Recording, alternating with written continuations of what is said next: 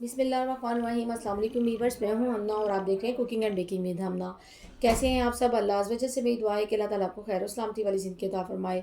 आज मैं आपके साथ आलू गोश्त की रेसिपी शेयर करूंगी, बहुत ही डिफरेंट तरीके से, बहुत ही यमी सा आलू गोश्त इंशाल्लाह ये बनकर तैयार होगा। तो इसके लिए सबसे पहले मैंने 1 kg मटन का गोश्त लिया है और साथ ही हमारे पास कुछ गरम मसाला जाते हैं, साबुत गरम मसाला जो हम इसमें शामिल करेंगे, जिसमें हमारे पास कुछ धनिया था साबुत, और बादिया खताई है, तेज़पात हैं, जायफल जवित्री है और दालचीनी और बड़ी इलायची है। तो सबसे पहले हम एक पतीली लेंगे, उसमें जितना भी हमारे पास मटन था वो हम सारा इसमें डाल देंगे। साथ ही इसमें गरम मसाला जार डालेंगे और 1 टेबलस्पून नमक का हम इसमें शामिल करेंगे।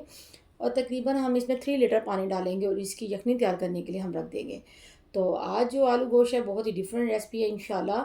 यूट्यूब पे बहुत ज़्यादा लोग जो से हैं वो आलू गोश्त की रेसिपी शेयर करते हैं, लेकिन इंशाल्लाह ये जो आज आप रेसिपी देख रहे हैं ये सबसे डिफरेंट होगी और बहुत ही मज़े का आलू गोश्त बन के रेडी होगा। तो साथ ही हमने जो उनसे है तकरीबन आधा किलो आलू लिए थे, उनको धो के अच्छे तरीके से मैंने पानी में भिगो दिया। साथ ही हमारे पास कुछ इंग्रेडिएंट्स हैं जिनमें नमक है, मिर्च है, खुशक धनिया पाउडर है, ज़ीरा है और हल्दी पाउडर है।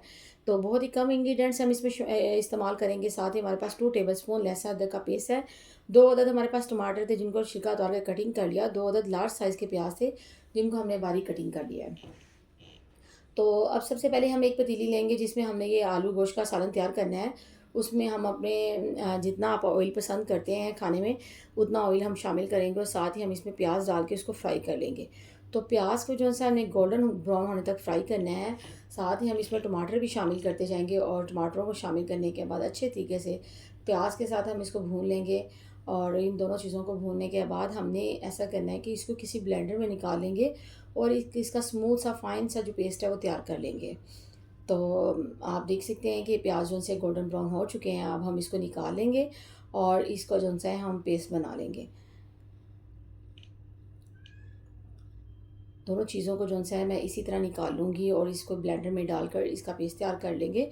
तो आपको पता है जब भी इसका पेस्ट बनाना हो प्याज का, इसमें थोड़ा सा पानी शामिल करना पड़ता है। तो हम बस थोड़ा सा इसमें तकरीबन आधी प्याली जो सी है पानी की इसमें शामिल करेंगे और इन दोनों चीज़ों को ब्लेंड कर लेंगे। अब जो हमारे पास ऑयल रह गया था हम इसमें आलूओं को डालेंगे और तमाम आलूओं को इसमें डाल के अच्छे तरीके से फ्राई कर लेंगे, क्योंकि फ्राई आलू का जो टेस्ट है वो आलू गोश्त में बहुत ही यमी सा, बहुत मज़े का आता है। तो अच्छे तरीके से हम इस ऑयल में जो सा आलूओं को फ्राई करते जाएंगे।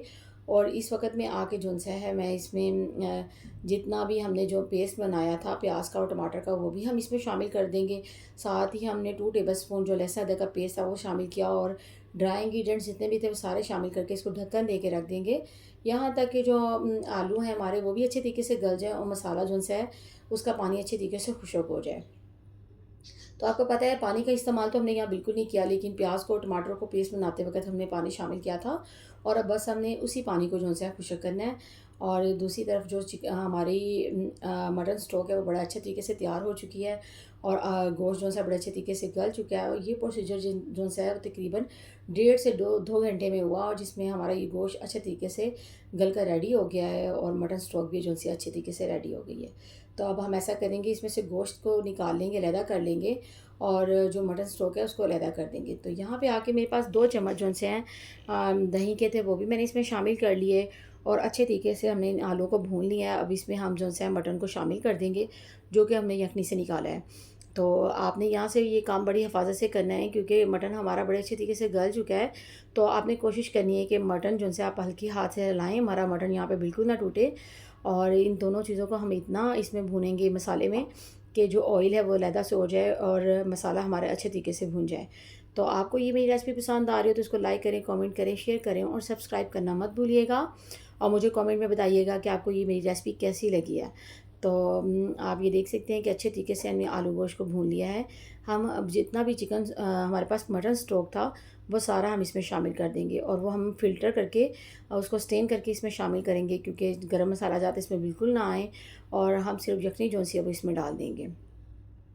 तो आप देख सकते हैं कि यहाँ पे मैंने एक स्ट्रेनर का यूज़ किया है। मैं इस तरह की नेट जो सी है वो मैं पतीली के ऊपर रख दूँगी और जितनी भी यखनी है वो इसमें डाल दूँगी, ताकि जितने भी हमारे गरम मसाला जात हमने डाले थे उनका टेस्ट और फ्लेवर इसमें आ चुका है।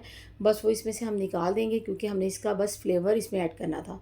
तो अब जितना भी आप आलू गोश्त का जो है शोरबा पसंद करते हैं, आप उतना पका के उस शोरबे को अपने टेस्ट के अकॉर्डिंग उतना कर लें।